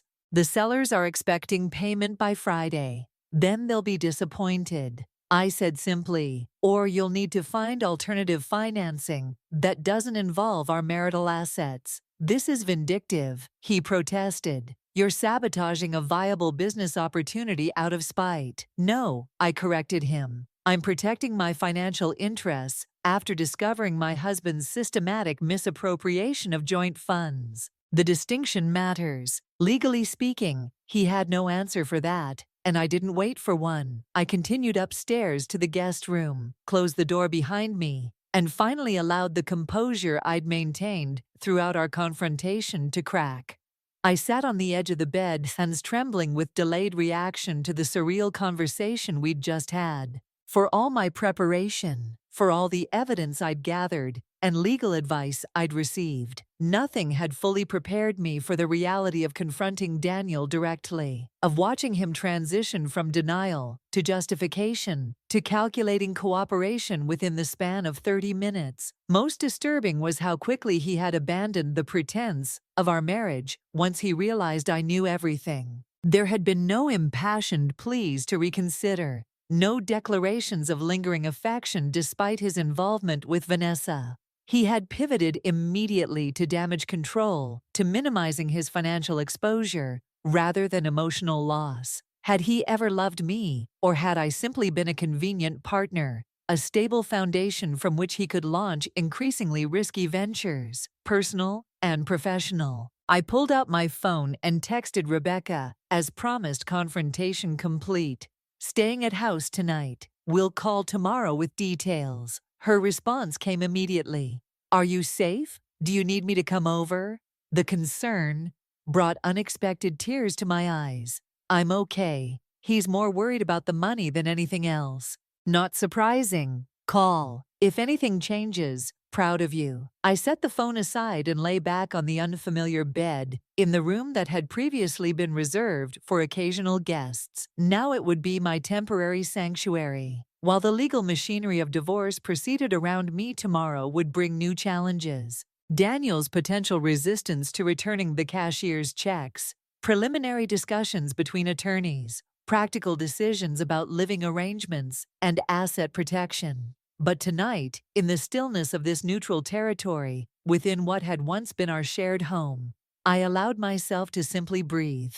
Daniel had spent our life savings on his girlfriend, believing I would never discover his betrayal or find the strength to confront it. But I had been preparing for years, building professional expertise and emotional resilience that now served as my foundation during this upheaval. Whatever came next, I would face it with the same clear-eyed determination that had carried me through today's confrontation, not with anger or vindictiveness, with the quiet certainty that I deserved better than deception, and the firm resolve to ensure I received it. Morning arrived with uncomfortable clarity. Sunlight streamed through unfamiliar curtains in the guest room, illuminating the new reality. I had stepped into the house, was quiet, no sounds of Daniel's morning routine, no coffee brewing downstairs. Had he left already? Or was he like me, trying to navigate this strange new territory of cohabitation amid separation? I checked my phone, 7:15 a.m., and already 3 emails from Jason. The first contained scanned copies of the emergency orders signed by Judge Watkins last night and scheduled for service this morning. The second outlined a proposed temporary living arrangement to present to Daniel's attorney once he retained one. The third was more personal. Emily, how did the confrontation go? Are you safe and comfortable at the residence? Call my direct line when you have a moment to discuss next steps, particularly regarding the cashier's checks. So Jason. I dressed quickly in another crisp suit armor for whatever the day might bring. The sound of movement downstairs confirmed Daniel was still home. I steeled myself before descending, unsure what version of my husband I would encounter this morning. The cold strategist from last night's kitchen, confrontation, or perhaps something new. I found him at the dining table, surrounded by papers, laptop open, beside a half-empty coffee mug. He looked up when I entered, his expression unreadable. Morning, he said, voice neutral. There's coffee. I nodded acknowledgement, but moved to prepare my own, rather than accepting his offering. The symbolism wasn't lost on either of us. I've been reviewing the shoreline documentation. He continued, gesturing to the papers spread before him, preparing the disclosure. You requested the cooperative approach was unexpected. I studied him carefully as I poured my coffee. Thank you, that's helpful. I spoke with Vanessa last night. He added, watching for my reaction. She's agreed to provide her financial contributions for full transparency. The mention of her name in our dining room sent an unexpected jolt through me. Not jealousy exactly, but the disorienting sensation of parallel realities colliding. This woman I had never met had become intricately entangled in my life. My finances, my future. I appreciate that I managed maintaining professional composure and the cashier's checks. Daniel hesitated, fingers tapping restlessly on a document that's more complicated, as I explained last night. Those funds are committed to property acquisition scheduled for completion this week. Withdrawing now would forfeit significant earnest money and potentially expose us to legal action from the sellers. Us, I repeated pointedly. He had the grace to look uncomfortable. Shoreline development, which given your position, that these are marital assets, means you as well. It was a clever reconfiguration of the situation, attempting to align my financial interests with the very project funded by misappropriated money. I set my coffee down, considering my response carefully. I understand your concern about the contracts, I said finally, but those agreements were made without my knowledge or consent, using funds that legally required joint approval for withdrawal. Any liability rests with you and Shoreline, not with me personally. The courts might see it differently, he argued, especially since you're now aware of the situation, but choosing to potentially cause financial harm by forcing withdrawal. The legal maneuvering was familiar territory. I'd anticipated this response after consulting with Jason yesterday. My attorneys disagree. Their position is that returning misappropriated funds to their original accounts represents the proper remedy for unauthorized transfer, regardless of subsequent commitments made with those funds. Daniel's expression tightened at the plural, attorneys clearly calculating the escalation. This represented, you've retained multiple lawyers, a divorce attorney, and a financial specialist, I confirmed. Given the complexity of the situation, he nodded, slowly processing this information. I see silence stretched between us, filled with the weight of decisions already made and consequences yet to unfold. I sipped my coffee, waiting. Daniel had always been the first to break uncomfortable silences in our marriage, a personality trait I could now use strategically. I have a counter-proposal, he said. Finally, the property acquisition proceeds as planned, with full documentation and transparency. You receive 50% ownership in Shoreline Development, with equal voting rights on all future decisions. This preserves the investment potential while addressing your concerns about financial misappropriation. The offer was almost insulting in its presumption. You are suggesting I become business partners with you and Vanessa after discovering you've been systematically deceiving me for months. Business is separate from personal matters. He insisted the development opportunity is legitimate and potentially very profitable. Refusing it out of emotional reaction would be financially irrational. What would be irrational? I countered, would be entering a complex business relationship with partners who have already demonstrated profound ethical deficiencies and conflicts of interest. His jaw tightened. That's unnecessarily harsh, is it? You diverted marital assets without consent, established a competing financial entity without disclosure, and entered into property contracts without authorization. Those aren't personal grievances, Daniel. They're fundamental breaches of fiduciary responsibility. The corporate framing seemed to unsettle him more than emotional appeals could have. Before he could respond, my phone buzzed with a text from Jason. Service of process scheduled for 9:30 a.m. at your residence. Are you home? Might want to be elsewhere. I glanced at the time. 8:47 a.m. If I wanted to avoid witnessing Daniel being served with divorce papers, I needed to leave immediately. Part of me was tempted to stay to see his reaction when confronted with legal reality rather than theoretical discussion, but professional instinct prevailed. Nothing productive would come from such a confrontation. I need to get to the office, I said, gathering my things. We can continue this discussion later. Daniel looked surprised by my abrupt withdrawal. What about the cashier's checks? We need to resolve this today if the property closing is to proceed on schedule. I've made my position clear, I replied. Return the funds to our joint account. if you choose not to be prepared for the legal consequences outlined in the emergency orders. What emergency orders? His confusion was genuine. He hadn't been served yet. You'll be receiving some documentation today that clarifies the situation, I said. Moving toward the door, we can discuss your questions afterward. His expression darkened with suspicion. Emily, what have you done? I paused at the threshold, meeting his gaze directly. What was necessary to protect my interests after discovering your deception? Nothing more, nothing less. I left before he could respond. The confrontation postponed but inevitable in my car. I called Jason to confirm Daniel would be home for service of process, then headed not to Meridian, but to Rebecca's apartment. As we had arranged yesterday, she answered the door in workout clothes,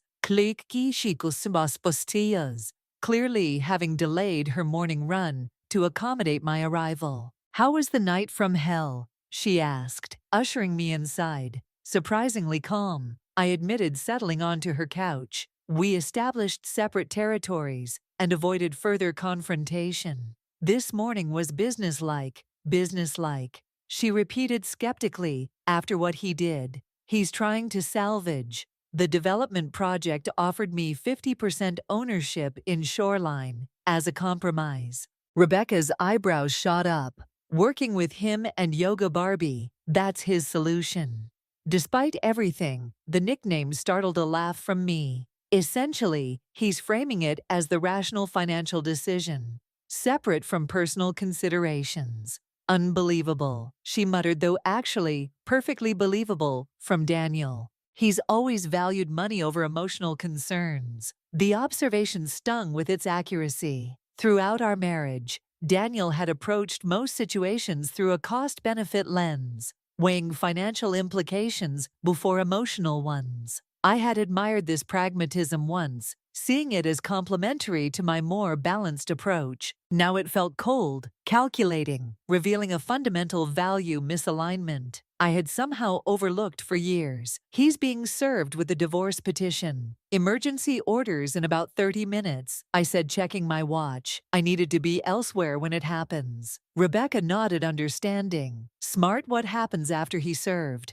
Legally, he'll have 20 days to respond to the petition and immediate compliance requirements for the emergency orders, meaning he can't transfer or dispose of any additional assets, including those cashier's checks, and practically I sighed. The weight of uncertainty settling over me. Again, that depends on him. He could fight everything, hire aggressive counsel, drag this out for months, or he could recognize the evidence against him is substantial and opt for negotiated settlement. Which do you think he'll choose based on this morning's financial maneuvering? He'll fight, but strategically looking for compromises that preserve the development project rather than scorched earth litigation. Rebecca studied me for a moment. You sound almost impressed by his approach. Not impressed, I clarified, just familiar with it. After 12 years, I know how Daniel operates. He's always calculating maximum return for minimum investment, emotional or financial.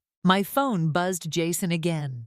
Process server confirms successful delivery of documents to Daniel Chen at 9:32 a.m. He accepted service without incident. Without an incident. The clinical phrasing seemed incongruous with what must have been a profound personal moment. My husband being handed legal papers, ending our marriage, freezing our assets, potentially derailing his carefully constructed plans with Vanessa. Had he maintained his composure? Or had the mask slipped once the server departed? Almost immediately my phone rang. Daniel. I let it go to voicemail. Not yet ready for that conversation. The next 6 weeks passed in a blur of legal proceedings, negotiations, and practical adjustments to my new reality. Daniel moved out 3 days after being served, relocating to a downtown apartment while I remained in our house. The initial hostility gradually gave way to a cold professionalism that made interactions tolerable, if not comfortable. True to my prediction,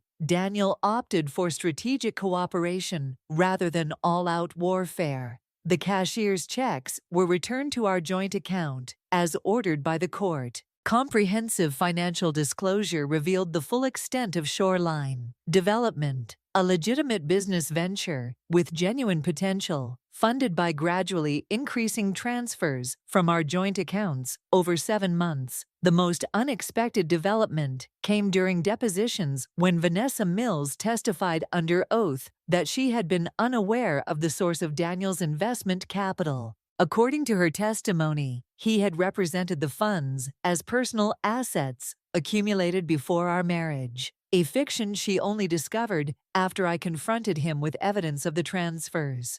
I would never knowingly participate in misappropriation of marital assets, she stated firmly, looking directly at me, rather than the attorneys questioning her. My relationship with Daniel began as a professional partnership. The romantic aspect developed later, but I was led to believe his financial situation was entirely transparent and ethical. Her directness was surprisingly disarming, whether calculated or genuine. Her testimony shifted my perception of her from willing accomplice to fellow victim of Daniel's compartmentalized ethics.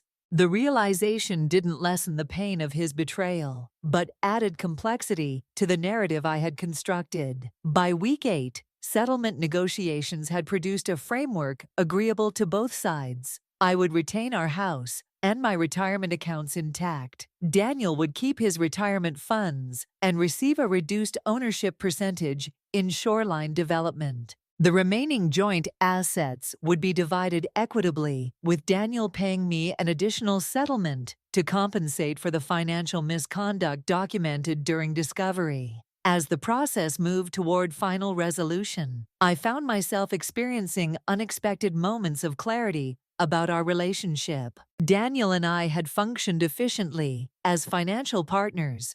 Our complementary approaches to money management, creating stability and growth throughout our marriage. But something essential had been missing: an emotional connection deep enough to withstand temptation, a shared vision extending beyond material success. Eleanor Wright, my financial advisor, turned divorce confidant, articulated this with characteristic precision during one of our strategy sessions. You and Daniel built a business partnership disguised as a marriage, she observed, efficient, productive, mutually beneficial, but fundamentally transactional. When a more appealing business opportunity appeared, he reallocated resources accordingly. The assessment was harsh, but clarifying.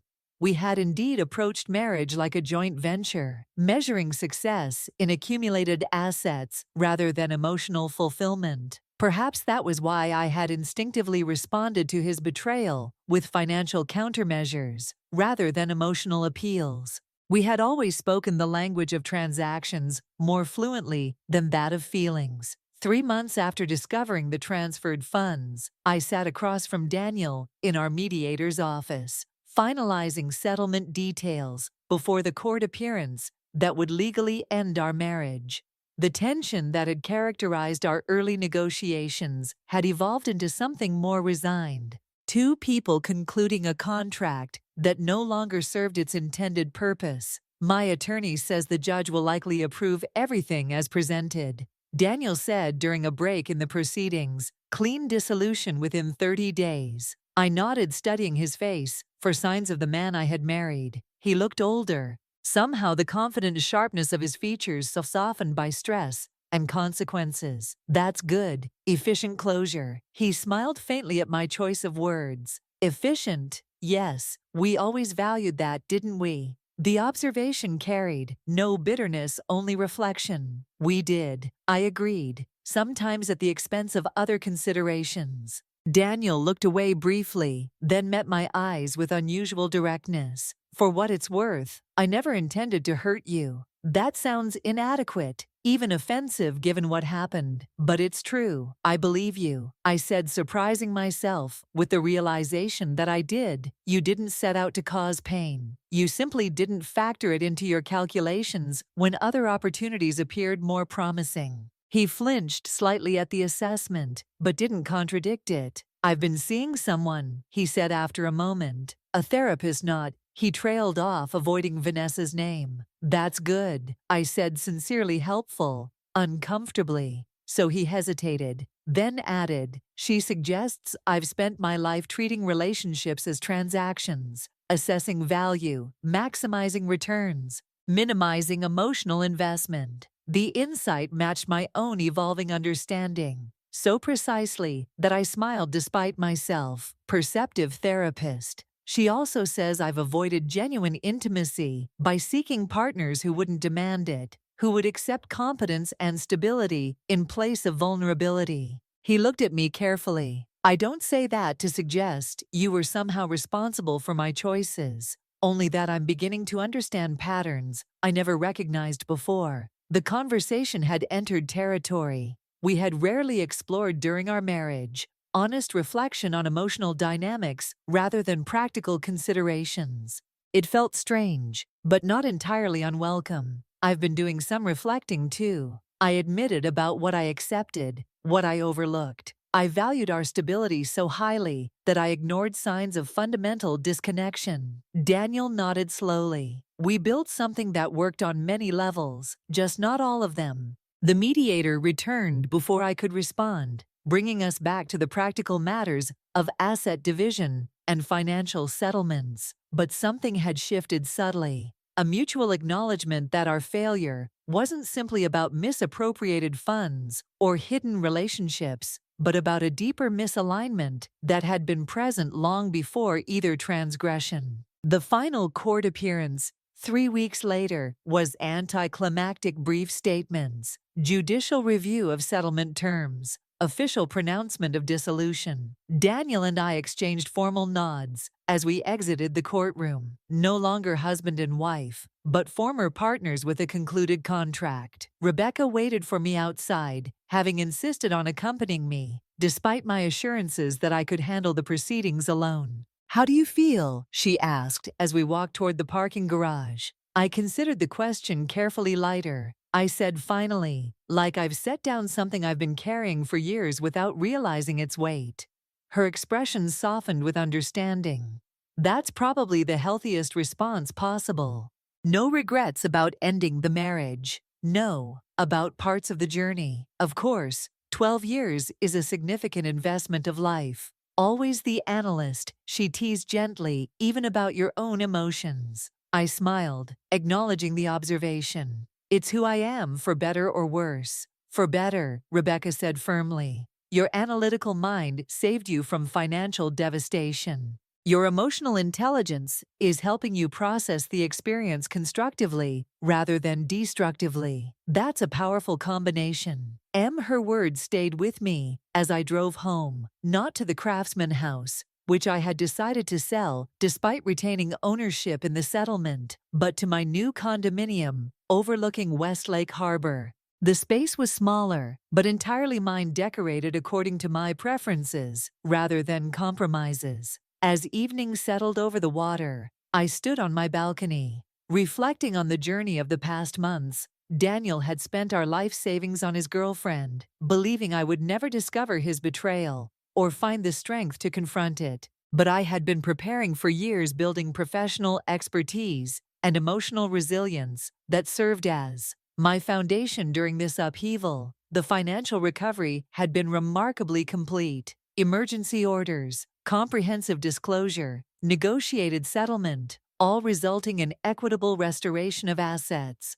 The emotional recovery was ongoing, but progressing with similar thoroughness each week, bringing new insights about patterns I had accepted and changes I now embraced. Most importantly, I had discovered capabilities within myself that might have remained dormant without the catalyst of crisis. I had navigated betrayal without surrendering to bitterness, protected my interests without descending into vindictiveness, and emerged with greater clarity about both my past choices and future possibilities. As darkness fell over the harbor, lights from boats and buildings reflecting on the water's surface, I felt a sense of peace that had been absent during the final years of my marriage. Not because everything was resolved or because pain had been erased, but because I had walked through fire and emerged, transformed rather than destroyed.